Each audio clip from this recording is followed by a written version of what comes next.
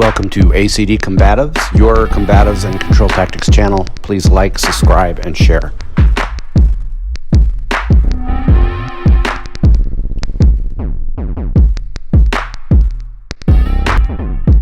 So guys, Coach Kurt here. I want to introduce a kick. It's a good combatives kick, self-defense kick, MMA kick. You see a lot of MMA fighters use this.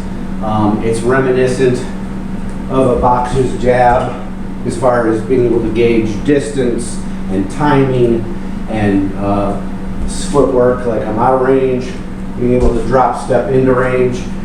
This would be a lead leg roundhouse kick where I'm kicking low either to the inside of the thigh or the outside of the thigh, or I've used it successfully to actually not so much a kick but a grappling technique where I'll pull in so I can clinch. And I'll see if I can get some footage in that. It might, just to get in. Yeah. See, I didn't kick you for as much as I just pulled you with my leg. I catch it right, boom. See, I just off-balanced you before I hit you. For that, where I'll hook the knee and almost drag the person in for a clinch or even a punch. So the lead leg roundhouse kick isn't necessarily a powerful kick.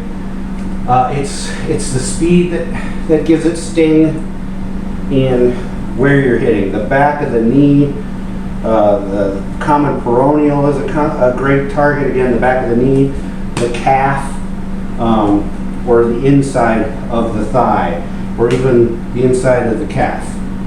And obviously you could strike the knee too.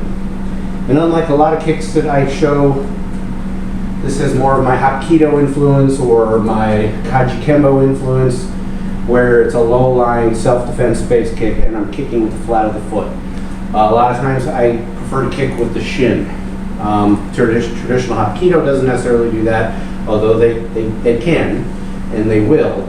But as you know from a lot of traditional martial arts, especially Korean arts, you're kicking with the flat of the foot to gain range. You lose a little power, but you gain range.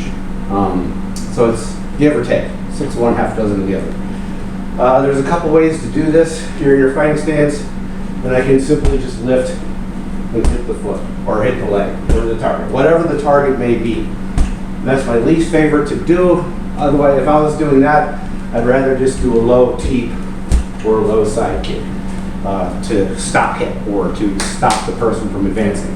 But it has its time and place. Don't let me tell you how to use these kicks.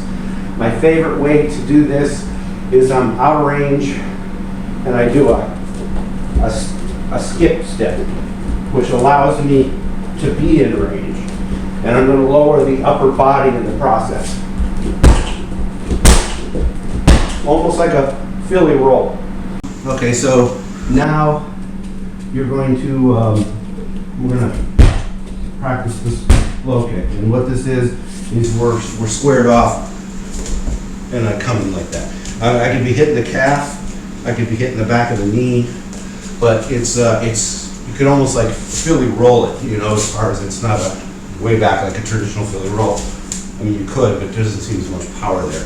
But I could be like, it'd be one of those situations where I'm doing one of these things, and then all of a sudden, boom, and that could just give me enough to come in with a straight blast after that. And you'll see that I'm not as squared with the bag. Sometimes I tend to take this foot, drop it back, so I'm in more of a traditional Hapkido stance, a T stance, very traditional Hapkido, at least the school that I trained at way back in the day, where you'll see the traditional horse stance. I always did this instead of this. And you see a lot of Hapkido or even Aikido or even Judo, Jiu-Jitsu guys, maybe not Judo, but your Japanese Jiu-Jitsu guys in a T stance. Not a big fan, but you'll see Steven Seagal do this. That's so you can use that kind of motion when you're using your footwork. But to get back on the kick, I'm here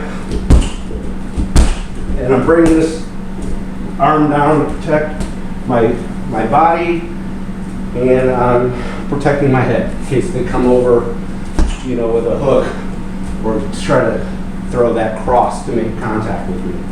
So again, like so, lead leg. Most of the time I'm going to throw with the lead leg, but you can switch kick where the lead leg becomes the back leg. The switch kick is when you're trying to get power. You won't see me. One thing I've dropped from my inventory most of the time is lead leg kicks, like you'd see like your Bill Wallace style kicking. Because my hip mobility has gone to shit since I'm older, but also for self-defense reasons. As a cop, you're wearing 30 pounds of gear, and head kicks are just a recipe to be taken to the ground. Again, mobility issues. It's just not, generally speaking, a good thing for self-defense or combatives or control tactics. Head kicks. Everything is diaphragm down usually.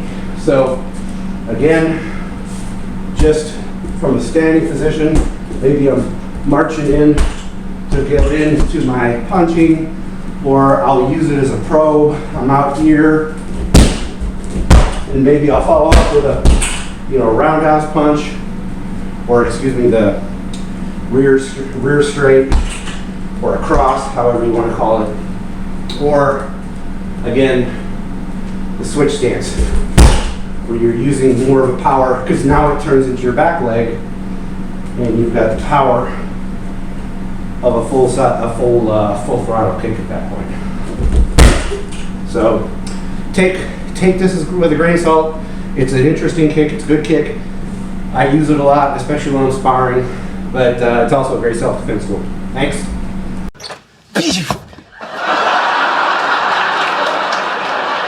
Oh no! Oh no! Make way for the fastest man alive!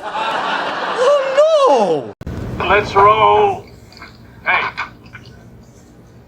let's be careful out.